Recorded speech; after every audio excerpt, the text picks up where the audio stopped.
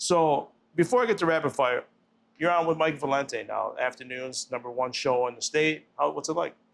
It's different, man. It's how can I describe it? It's a machine. Now you guys are not in the same. You guys are not in the same studio. No. So you guys are doing really well not being in the first time working together. It is our first time working together, but you know, I've known Mike for like 13 years. Yeah. So these are like our phone calls. Yeah. You know, like, you know, today we talk to each other. Oh my goodness, did you see this? And then they call back. Oh my God, are you watching this game? No, what's happening? Yeah. Hey, are you looking at these uniforms? These are the uniforms that I like. So yeah. we just talk, and it just turns into our phone conversation. Yeah. So that's why people are like, man, you guys sound so comfortable with each other. Yeah, we've known each other, and I know, you know, his likes, his dislikes, and same with me. So, but no, it's a well-oiled machine. And as I told him, I was like, dude, I'm just trying to get in here. I don't want to screw this thing up. So, you know, it's a little pressure because it was already at the top. Yeah. So if it goes down, you know who they're blaming. Yeah. Me. Yeah, but eventually he'll be back in the studio. You guys will be looking at each other. He said he's never coming back. Yeah, he's been saying that for months. I don't know him, so but I laugh at that. I got a feeling he will be the last person back in the studio. Yeah, well, if anyone has the power to do it, I was about to say, he's got the juice. He's got the juice. So what's it like doing talk sports radio during COVID? I mean, it's changed. It is. You know what it is? It's all political now in a lot of ways. No, it's not. It is and it's not.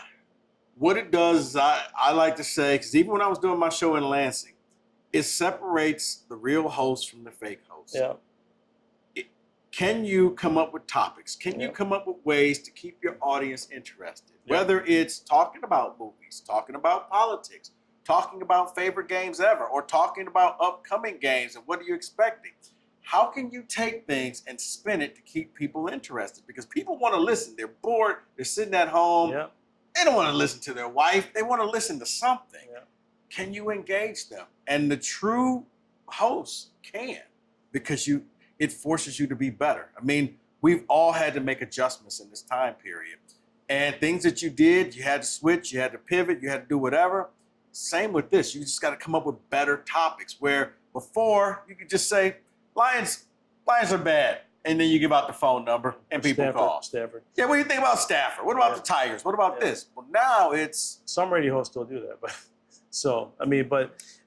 every day, every night, we are constantly researching and finding new topics and trial and error. Sometimes we'll try something that doesn't work. Sometimes we'll hit upon something. Do you think more people want to listen to that bunch of topics versus the X's and O's of a Tigers game or Lions game? Even though they suck right now, so who wants to hear them when they suck? But even when they're good, you still think they would rather hear the other topics versus if the Lions are 8-1, Fredi, I think, or Tigers were in the first place? I think people want to be entertained. Yeah. And that means you can talk some Lions, but you could also talk other things. You could talk favorite football movies. You just want to make it so that people, right, not Rudy, so that people are entertained. But it's one of those things that, you could talk about the Lions, but after a while, people are more engaged because you could defend Rudy. I could defend this movie. And you get angry and it hits a button and you're ready to talk. Or little did we know that there were so many guys out in the city of Detroit who cook briskets. Yeah. And everybody's like, you can't cook a brisket. Like, okay, first of all, I never said that I could cook a brisket, but it's that type of entertainment. You want to give people a little escape, because you can't give them. This town is pretty bad right now because none of the teams are good. So if you just talk Lions, Tigers, there's no coaching personalities as well either. That's the other problem. Before you had them.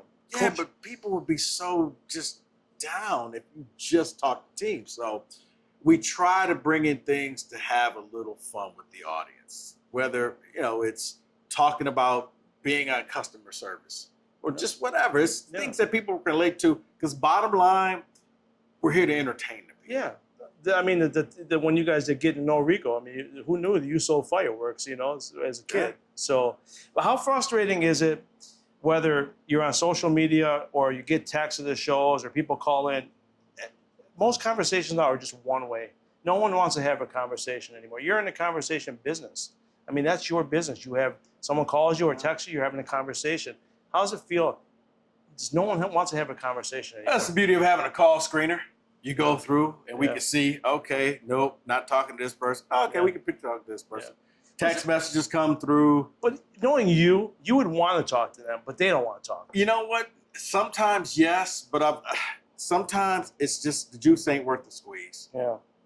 In the end, you just want to say how you felt. You're not listening to me. Now, I was feeling a lot like that, and then I got a Facebook message, and my Facebook is set up that, you know, unless I'm friended you can't send me messages, so it kind of sits in purgatory.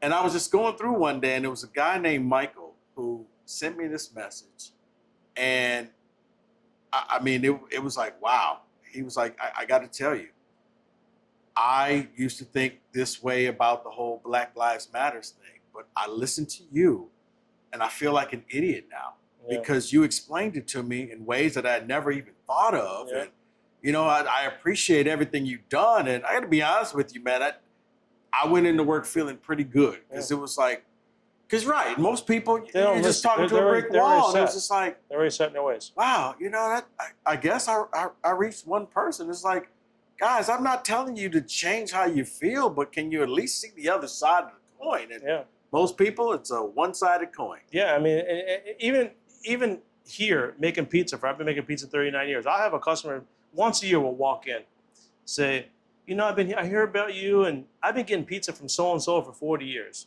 but I want to try you out. My first initial reaction is, don't even eat my pizza, because you're not even going to like it, because your mind is already on where you've been going for 40 years. Right. And most people don't want to change their mind. They're just stuck on what they are and what they're doing, and that's it. Yeah. So, and I told a person one time, don't even eat my pizza because you're just not going to like it. And I don't want you critiquing my pizza. You know? No, I mean, but that's what it comes down to. But that's the world we live in, and everybody's got a voice, whether Facebook or social media, whatever, Twitter, you can do whatever. It's funny. Izzo hates it. He was like, you guys can sit there and bother with that. I hate it. I can only imagine how bad I can't coach. But I don't care. I don't read it. All right, let's have some fun to end it with some rapid fire. I'm going to bring back some memories. So, Michael Jordan or LeBron? You had to pick one.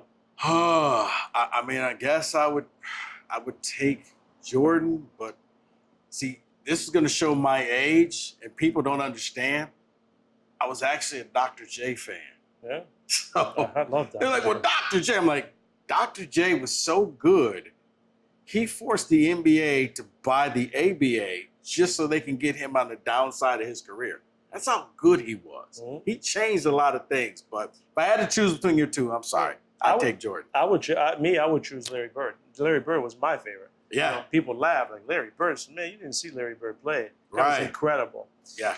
Isaiah Thomas, we saw he didn't shake the hands of the 91 team. Should he be fairly scolded for that or not? In my opinion, he should be scolded for that because I think it was, he's our guy. That's our team. I just think, man, you got to shake their hand when you walk off the court. See, I would say no because at the time, that was what teams did. They exchange jerseys and they hug and take selfies and do all of this other stuff. At the time, I don't like you. You don't like me. You just beat me. You know what? Congratulations. Let's go. Yeah. And so no, I mean, I've saw, other teams did that. The Celtics did that to the Pistons before. It was so no, I don't begrudge him for doing that. Best duel in Detroit sports. I'm going to give you three. Okay. The obvious is Tram and Lou. Okay. And then Isaiah and Joe.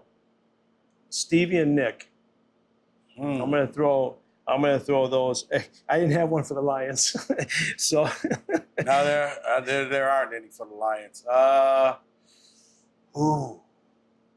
mean, I grew up Tigers fan, man, with Tram and Lou. So, yeah, that them turning double plays, man. That brings back memories of my childhood. I watched Lou Whitaker the other day on YouTube. He made an error. I've never seen that guy make an error. He made an error on artificial turf in Toronto. I couldn't believe it. Yeah, I remember when he went to the All-Star game and lost his jersey, and they had to go out to a sporting goods store and buy a Tigers jersey and put the number 1 on the back. So Yeah. now I was a big Tram and Lou fan. Chuck Daly or Sparky? Wow, these are good questions. I'm going to say Chuck Daly because Sparky had success with Cincinnati and Detroit, but Chuck, it was just Detroit. Yeah. Favorite 70s sitcom? Favorite 70s sitcom? There's a few there. There are. Geez, I think my favorite 70s sitcom probably. We got Sanford & Son. We got Good Times. We got All in the Family. I was about to say when I was a kid, I was watching Different Strokes. Little did I know that they were the backstory behind the whole cast. But yeah, probably Different Strokes was the one show that every week I was in front of the TV watching. I think the maid was the only normal one in that family, off camera. Right. Yeah, Miss Garrett. Right. Miss Yeah, Garrett. she left to go do her own show. If you're not watching sports, I would imagine you watch a lot of sports. What are you watching if you're not watching sports? Probably movies. Movies and. Now I saw you tweet out a couple weeks ago, Purple Rain. You were watching Purple. I've never seen Purple Rain. Really? That came out when I was in high school. Yeah, I was in high school too, man. I saw it. I was there at the theater. Saw it like 4 times at the theater. It's one of those channel stoppers that okay, it's on, and you just kind of pick it up. So I'm either watching movies or I'm a big 2.5 Men fan. Yeah. So I like even after Charlie Sheen left. So. Yeah, that's another show I never watched. 2.5. I watched it one time. I couldn't figure. Hilarious. Really? It's hilarious. Oh wow, I gotta check it out. But especially if you're a guy, it's hilarious. I'm gonna give you a coaching name in town. You're obviously Michigan State, but Steve Fisher. I don't know the backstory there, and it's not even about the backstory. But does he get enough respect for what he did? The University of Michigan. I mean, he won a national championship. Whether he went 6-0, no, and he took the Fab Five to 2 failed championship games. No, I don't think he does. Only because of the Fab Five stench is on him. So that's why. I mean, I don't think that Michigan acknowledges, their success. It's sad. I mean, it's kind of. I thought that they treated Beeline kind of like as a second-class citizen. Like, this guy wins. Your football coach doesn't. This guy beats his rivals. He goes and wins championships. But yeah, if it's basketball, Michigan doesn't really give it the credit. You think Mark D'Antonio comes back and coaches football again? Nah, I think he's done. Yeah? I think he's ready to be a grandfather, just kind of fade out into the sunset. He'll come back at like a 10-year reunion type of thing, but that's about it. You know where he's at? I mean, he's in Florida. He's in Florida? Yeah.